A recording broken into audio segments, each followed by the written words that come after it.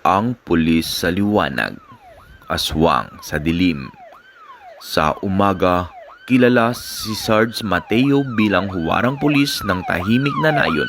Malinis ang uniforme, matuwid magsalita at palaging unang dumarating kapag may gulo. Kapag siya ang naka-duty, kampante ang mga tao, walang magnanakaw, walang siga, sapagkat alam ng lahat na kapag si Sarge Mateo ang humarap sa iyo, tapos na ang laban.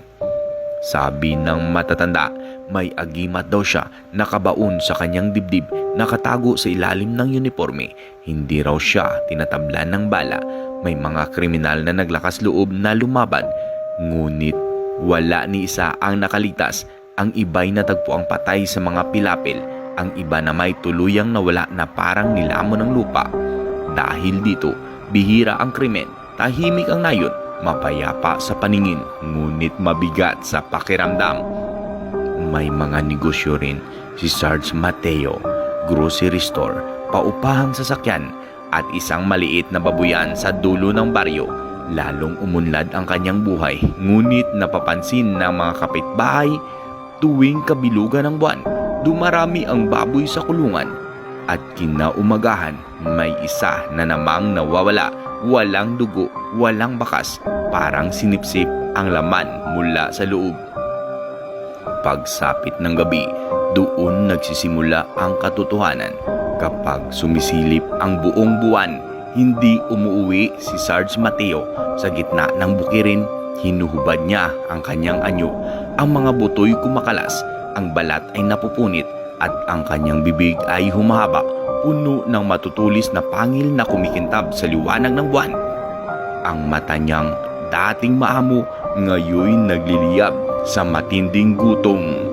Isa siyang aswang. Isang gabing maulan, may batang nawala. Si Sarge Mateo ang nanguna sa paghanap. Pinuri siya ng buong nayon. Hindi nila alam siya rin ang huling nakakita sa bata bago ito maglaho. Sa likod ng umaalingaw-ngaw na sirena, may mas mababang ungol na sumasabay, ang tawag ng laman at dugo.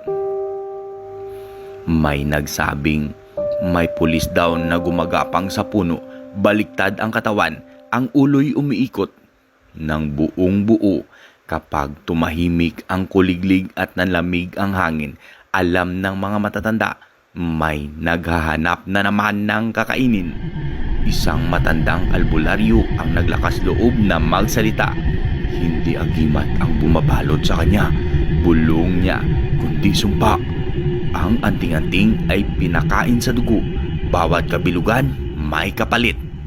Kinabukasan, natagpuan ang albularyo sa ilog, tuyo ang katawan, tila sinipsip ang laman mula sa loob. Isang bagitong pulis ang nakapansin. Sinundan niya si Mateo. Isang gabi, sa liwanag ng buwan, nakita niya ang imposible.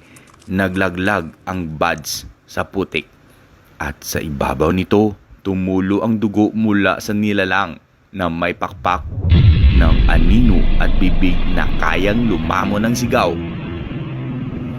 Hindi na bumalik ang bagito.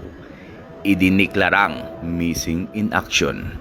Hanggang ngayon tahimik pa rin ang nayon.